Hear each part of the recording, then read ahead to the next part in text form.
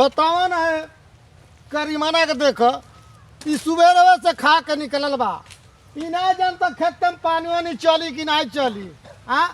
ओकर तनिको फेर नहीं बा खेती के फेर में खाली घूमले के चक्कर में भाई भैया बड़ हो का भैया कहता का भैया खोजता रहा अरे मर्दवा तू नहीं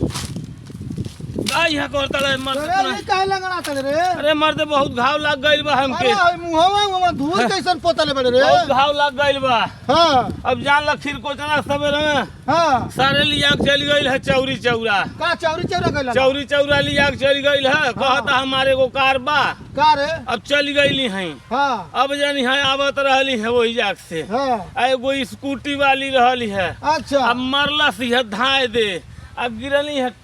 टनाक से बतावा ना अब जानी ला। सब लीलार उलार फोर फार लिहले बा जहाँ सब हाँ? छिला उला खाली गइल बा घूमले के चक्कर में अब भाई का करी खाली घूमले के चक्कर में हां हाँ?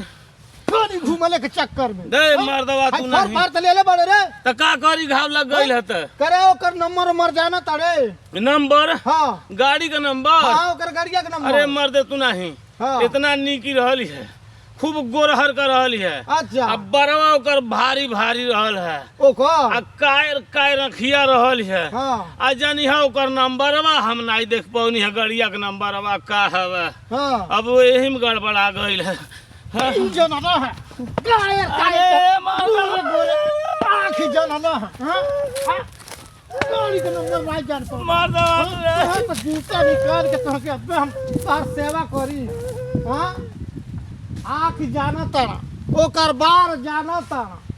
आई नहीं जाना तारा कि ओकर नंबर गाड़ी के नंबर का है हाँ बतावा जो ओकर गाड़ी के नंबर रहता ओकर ऊपर फरियार होई चल हम तोर दवाई करावता ये तनी पर ए भैया कॉमेडी IPS चैनल है पर से ज़्यादा फॉलो करो लोगों भैया फॉलो लाइक करो तड़ा लोगों आ जवन भी गलती सही होता है गलती सही के माफ़ करो जय हिंद जय भारत।